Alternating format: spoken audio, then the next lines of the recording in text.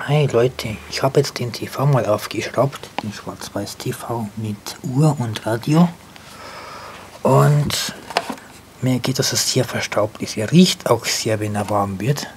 Und ich denke, es liegt an dem Staub, der hier drin ist. Da ist echt viel Staub drin.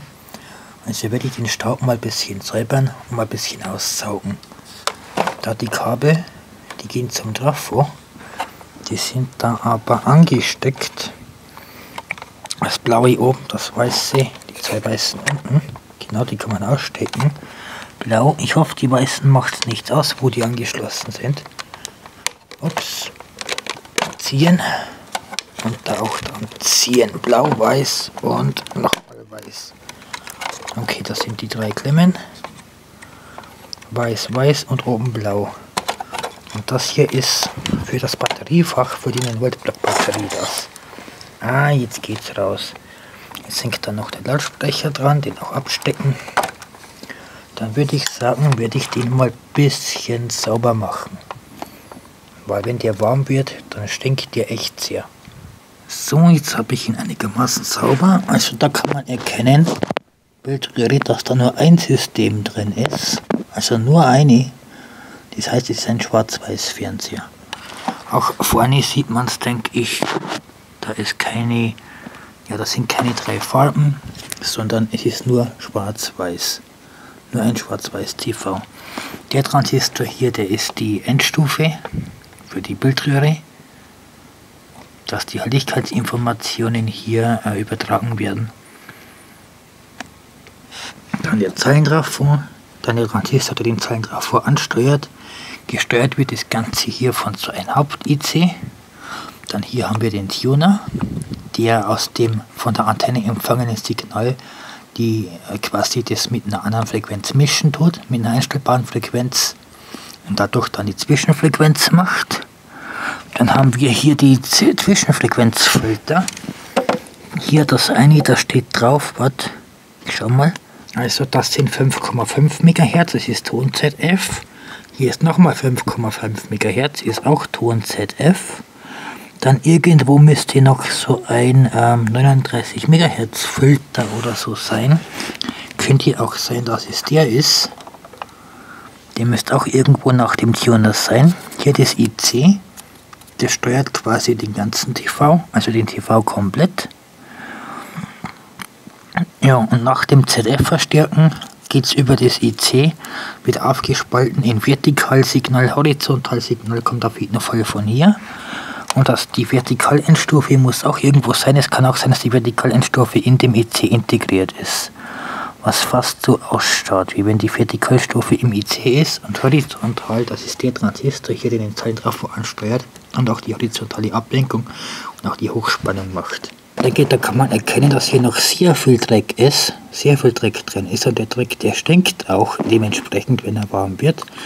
Hier haben wir einen Keramikresonator, einen Keramikfilter, normale Filter, dann UKW. UKW-Transistor hat der gar keine, ist alles in dem einen IC hier integriert. In diesem einen IC sind die UKW-Transistoren, kann man sagen, die Spule und die Spule braucht in Verbindung mit dem Trikondensator. Dann hier haben wir die Mittelwellenantenne, ist ein UKW-Mittelwellenradio und ein TV. Und hier oben haben wir noch das Uhrenmodul für die Digitaluhr und Wecker. Das ist ja ein Radio-TV, also ein Radiowecker mit TV. Ah, und da gefunden, da wo 38,9 steht hier, das 38,9, das hier, das ist das Filter für das Bild, also für das Videosignal. Das Zwischenfrequenzfilter für das Videosignal, 38,9. Jo. Also hier haben wir Videosignalfilter nach dem Tuner. Der ZF-Filter hier für das Audio, 1 und 2, der blaue und der, also der hier und der hier. Damit weiter verarbeitet.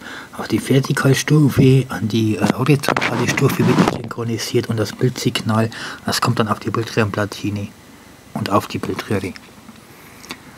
Ja, das war's dann jetzt schon so ziemlich.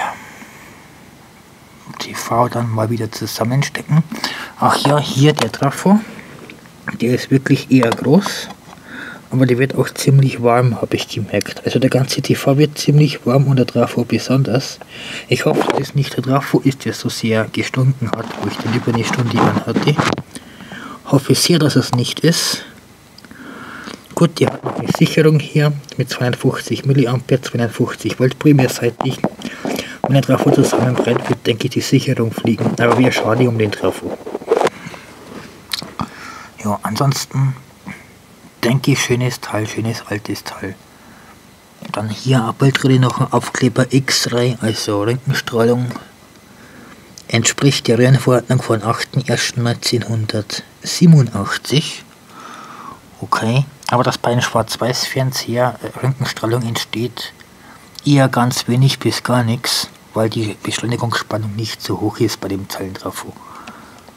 Was mich jetzt auch wundert ist, und zwar da ist eine Germaniumdiode hier, die auseinander ist. Warum ist die auseinandergezwickt? Das ist komisch. Eine Germaniumdiode hier, die 102 ist heil und die andere ist oben auseinander. Ist die auseinandergerissen hier oder ist die auseinandergezwickt worden? Genau hier die da. Warum ist die auseinander? Gehört sich das so? Mal gucken, notfalls löte ich die zusammen. Jetzt stecke ich ihn erstmal zusammen und probiere ihn aus, aber funktioniert noch. Okay, soweit funktioniert der schon. Ja, nur etwas verrauscht hier mit dem schlechten Antennensignal. Aber TV funktioniert. Auf UHF, dann habe ich hier im Kabel auch einen Sender. Und jetzt auf UHF, ich glaube, das sind die neuen Sonderkanäle, die gehen bis in den UHF-Bereich rein. Aber funktioniert schon. Ja. Warum eine Germaniumdiode abgezwickt ist, weiß ich nicht. Das Mittelwellenradio funktioniert, Mittelwelle. Und dafür sind Spekulationen, dass das ist echt Mittelwelle. möglicherweise noch weitere Maßnahmen ergreifen könnte, um mehr Geld in die Nachricht. Gehen wir auf UKW. UKW. Leute, ihr findet eure Brille oder eure Kontaktlinsen nett. UKW funktioniert auch. UKW geht auch. UKW geht. Mittelwelle geht. TV geht. Warum eine Germaniumdiode abgezwickt ist da drin? Keine Ahnung. Alles im allem ein schönes Gerät. Okay.